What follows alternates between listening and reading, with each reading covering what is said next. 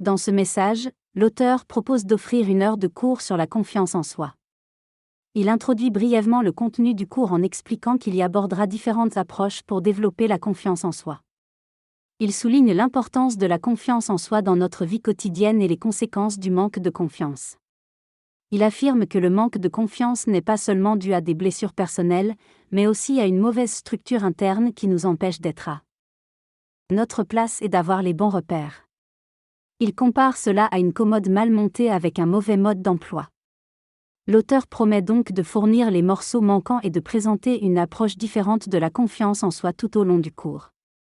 Le conférencier remet en question l'idée selon laquelle la confiance serait liée à la guérison de nos blessures. Selon lui, il est erroné de penser que guérir nos blessures nous donnera automatiquement confiance. Il affirme qu'il n'est pas nécessaire d'avoir guéri toutes nos blessures pour avoir confiance en soi. Il propose plutôt de retrouver la confiance en se reconnectant à soi-même, en développant ses compétences et en comprenant le fonctionnement de notre esprit et de notre physiologie. Il souligne également que la confiance ne vient pas de la gonflette mentale, mais plutôt du fait d'être en paix avec soi-même et en accord avec qui nous sommes. Il affirme que la confiance est une capacité innée présente en chaque être humain, mais que certains blocages et restrictions peuvent l'entraver. Il conclut en expliquant que la confiance n'est pas la certitude, mais plutôt un ordre différent qui est au cœur de notre société. Le conférencier parle du problème de confiance dans notre société. Il affirme que la confiance est souvent confondue avec la certitude absolue, ce qui est une illusion dangereuse. La vraie confiance repose sur le fait de prendre un risque et de croire en quelqu'un ou en quelque chose malgré les doutes possibles. Cependant, notre société actuelle nous pousse à rechercher la certitude et la perfection, ce qui nous fait perdre confiance en nous-mêmes. Nous sommes constamment comparés, jugés et évalués, ce qui crée une crise majeure de confiance. Le conférencier souligne que le manque de confiance n'est pas un problème psychologique individuel, mais plutôt un problème structurel causé par une idéologie de rendement maximal et de conformité. Il insiste sur l'importance de comprendre que notre société nous empêche d'être nous-mêmes et nous pousse à rentrer dans un moule qui ne permet pas l'expression de notre singularité. Pour retrouver confiance, il est donc essentiel de remettre en question cette idéologie et de se recentrer sur notre propre manière de se réaliser. Ce passage met en évidence l'instrumentalisation du capitalisme psychique à travers le burn-out et le stress. L'auteur souligne que cela conduit à une perte de vie en soi, en soulignant que la confiance est nécessaire pour retrouver cette vie en nous. Cependant, la confiance est souvent présentée comme une sorte de gonflette pour être performant et entrer dans la norme, au détriment de notre humanité. L'auteur mentionne également un exemple d'un individu qui est perçu comme ayant confiance en lui, mais qui en réalité est profondément souffrant et en déni de son humanité. En somme, la société impose une dictature de la rentabilité et de la performance, qui limite notre capacité à être pleinement vivant. Dans cette intervention, l'orateur aborde le sujet de la confiance en soi. Il affirme que la société considère souvent les personnes avec des particularités ou des singularités comme pathologiques ou anormales, ce qui peut conduire à un manque de confiance en soi. Cependant, il soutient que la confiance en soi est une exigence que nous devons avoir envers nous-mêmes et que notre singularité pourrait être l'espace de confiance. Il donne l'exemple d'une personne hypersensible qui lui demande son avis sur la publication d'un livre. Au lieu d'exprimer de la compassion, il lui demande de se défendre et d'apprendre à dire non, soulignant qu'être hypersensible ne devrait pas être une raison de ne pas avoir confiance. Il explique que la confiance en soi s'entraîne constamment et que cela nécessite une attention au réel, à sa propre perception et à la situation dans laquelle on se trouve. L'orateur partage également son expérience personnelle en tant qu'enfant sans confiance en lui, en se sentant différent et hypersensible. Il mentionne ensuite les idées d'Eric Fromm, un psychothérapeute du XXe siècle, qui considérait que la confiance en soi vient de l'ouverture à la vie en nous, revenant ainsi à l'intelligence de fond de notre inconscient. Cette histoire raconte comment un thérapeute a aidé une femme souffrant de dépression grâce à une approche basée sur la confiance et les ressources internes de la personne. Au lieu de lui donner des affirmations positives ou des exercices pour renforcer sa confiance en elle, le thérapeute a visité la maison de la femme et a remarqué une plante spéciale. Il a prescrit à la femme d'acheter des pots et des boutures de cette plante, ainsi que de les offrir aux gens lorsqu'il y avait une naissance, un décès ou une maladie. Cette simple action a créé des liens avec les autres, a rendu la femme occupée et valorisée, et a transformé sa vie en lui redonnant confiance en elle-même.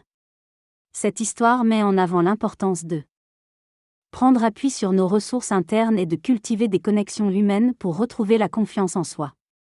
La confiance ne se fait pas par la réflexion intellectuelle ou la conviction, mais par l'expérience des ressources de bonté originelles en nous. Cultiver la confiance consiste à trouver la force et à suivre le mouvement de la vie en nous. La confiance ne vient pas d'une réflexion, mais d'une action. Plus on réfléchit à un problème, plus on s'enfonce dedans. Pour entrer dans la confiance, il faut faire des exercices et des gestes. La confiance vient du fait d'être replacé au bon endroit dans notre vie. Dans ce passage, l'auteur parle du brouillard psychologique et de la confiance en soi. Il explique que la confiance en soi commence par un accord avec soi-même, puis se manifeste dans les interactions avec le monde. Il souligne l'importance de connaître ses motivations et intentions pour cultiver la confiance en soi.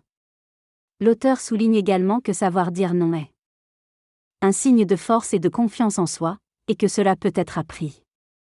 Il explique que le fait de ne pas oser dire non peut être dû à la peur du rejet ou du jugement des autres, mais invite à remettre en question ses pensées limitantes et à trouver le courage de dire non de manière claire et non agressive. En résumé, cultiver la confiance en soi permet d'aller vers la vie, l'épanouissement personnel et la liberté. Dans cet extrait, l'auteur parle du pouvoir de dire non et comment cela peut être perçu par les autres.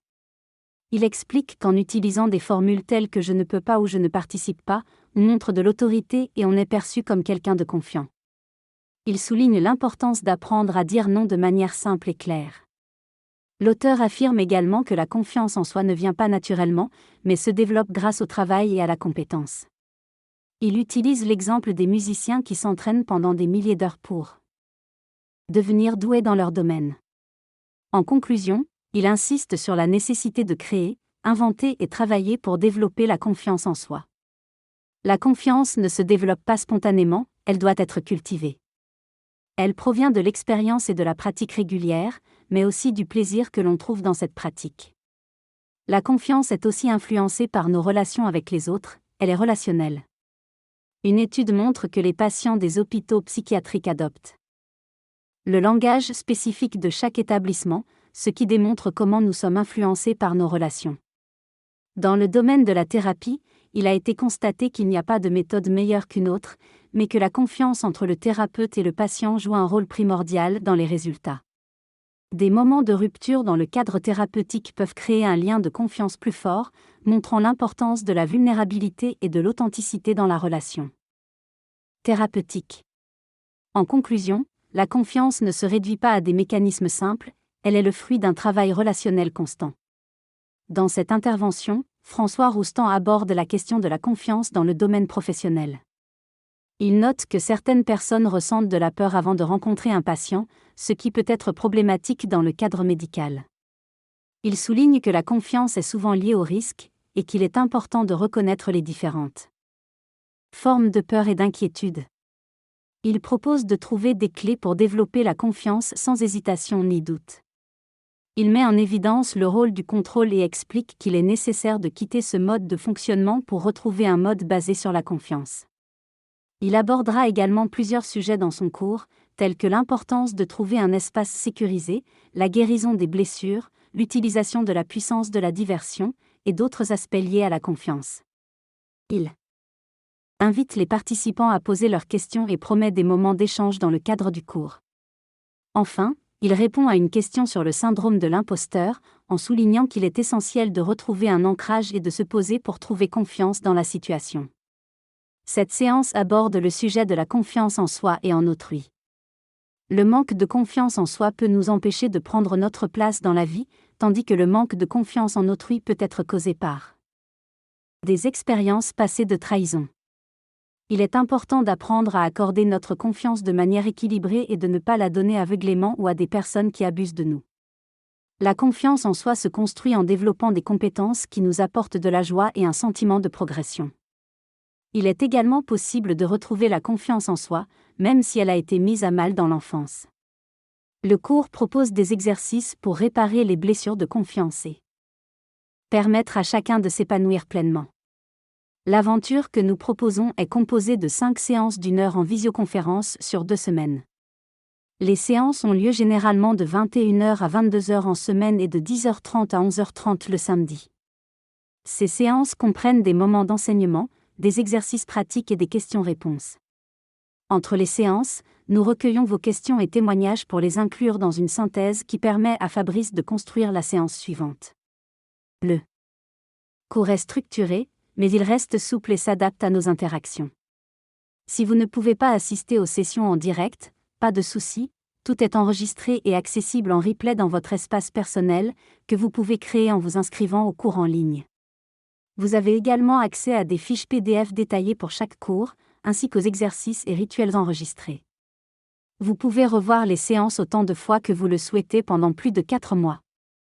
Nous offrons également un tarif préférentiel de 79 € avec un code promo dans le mail que vous allez recevoir. Ce code est valable jusqu'à dimanche soir, alors n'oubliez pas de l'appliquer lors de votre inscription.